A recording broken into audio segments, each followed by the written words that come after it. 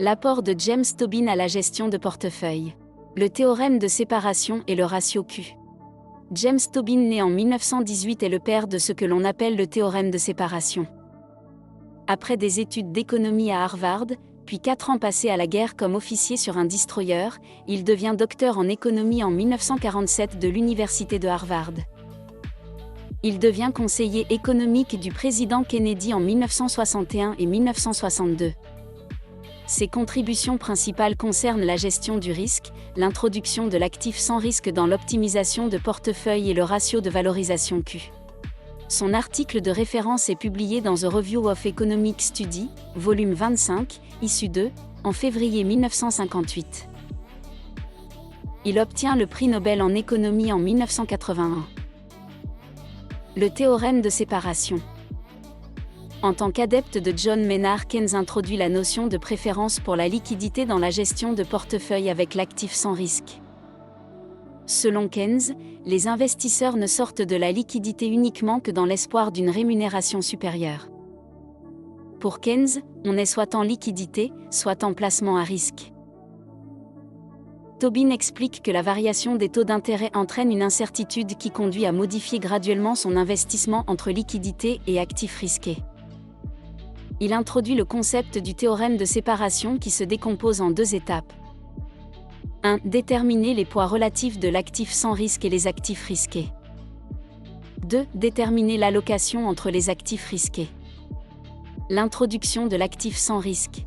L'actif sans risque est le résultat d'un placement monétaire, ici 2%.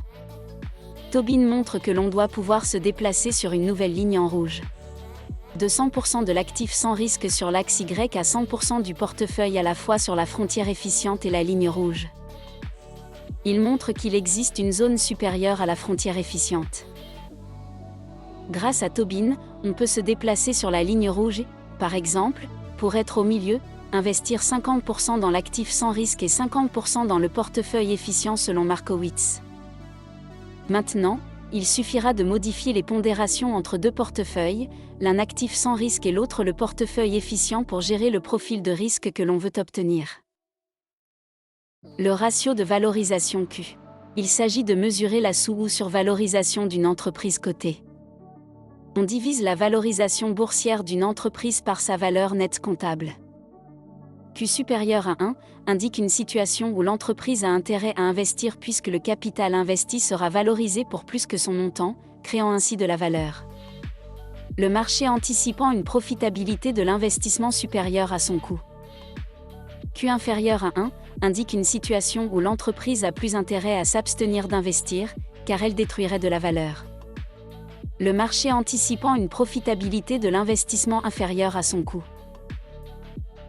La gestion du risque par l'introduction de l'actif sans risque est une contribution majeure de Tobin, elle n'est d'ailleurs pas encore complètement assimilée par les professionnels.